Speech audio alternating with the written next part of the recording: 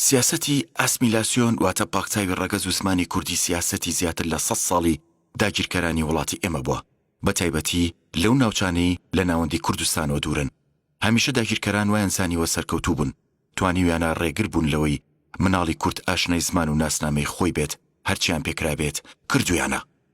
بەڵام ئەوەی نەیانزانیوە ئەوەیە کە ئەم ڕۆحی کوردایەتە پشکۆی ژێر خۆڵە مێش و شنەبایەکی کوردانە بە خێرایی ئەمشی لە مویە گەشێنێتەوە. ئاکۆی جەلیلیان ڕێک پشکۆی ژێر ئەو خۆڵە مێشەیە. کوڕە کوردیشی کەلهۆڕی کە دانەری یەک لە گرنگترین فەڕەنگەکانی زمانی کوردیە.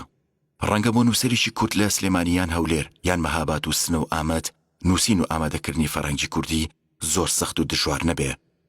بەڵام بۆ کوردیشی کەلهۆڕی دەستەنگی بێدەرەتانی جیرۆ دەبەدەست ڕق و غەزەبی ناحەزەوە لە ناوچیەکە کە بەس عەشقی وڵات ئەتوانێ هان دەرت بێ بۆ فێربوون و ڕۆچوون بە ناو زمانی نەتەوەکەت بە گژاچوونەوەی ئەو پەڕی مەحاڵ بێت. ئاکۆی جەلیلیان نزیکەی 30 ساڵی تەمەنی بۆ گەڕان بە دوای وشەی پاراوی کوردی لە هەموو ناوچەکانی کرماشان و کەلهۆڕ و لوور و ناوچەکانی تر تەرخان کردووە. زۆرترین وشەی کوردی لە زاری خەڵکی ڕەسەنی ئەو ناوچانەوە کۆ کردوێتەوە. فەرهەنگی کوردیکا پێمانەڵێت زمانی کوردی نەک لە ئاستی وشە و زاراوەدا لە هیچ زمانێکی دەوروبەری خۆی کەمتر نییە، بگرە چەندین قات دەوڵەمەندترە. نەکەر ئەوە بەڵکو ڕیشە و ڕەگی زۆربەی وشەی زمانەکانی دەوروبەر لە بنەڕەتدا کوردین.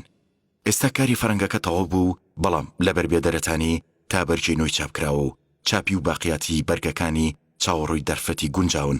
ئاکۆی جەلیلیان لە باسی فەرهەنگەکەی ئاڵێت کوردیکا لە ڕاستیدا ئارشیڤێکی ناتەواو لە وشەگەلی هەر چوار پارچەی کوردستانە کە بە شێوەی کۆڵینەوەی گۆڕەپانی و کتێبخانەیە و بەتەمای ئەوەم کە کەس یان چەند کەسێک یان دامەزراوەیەک لە داهاتوودا بێتە سەرڕێ و ئەم ئارشیفە ناتەواوە تەواو بکات. لە 20 سەرماوەرزی 1970 زاینی لە گوندی سەرچەم سەر بە بەشی هلێران لە پارێزگای ئیلام و لە ناو بنەماڵێکی کەلهۆڕیدا لەدایک بووە. دایکی لە بنەماڵەی کەلهۆڕ و باوکیشی زەنگەنەیە. لە تەمەنی 2 ساڵیەوە لە شاری شائاباد ئیسلام ئاوای ئێستا گیرساونەتەوە.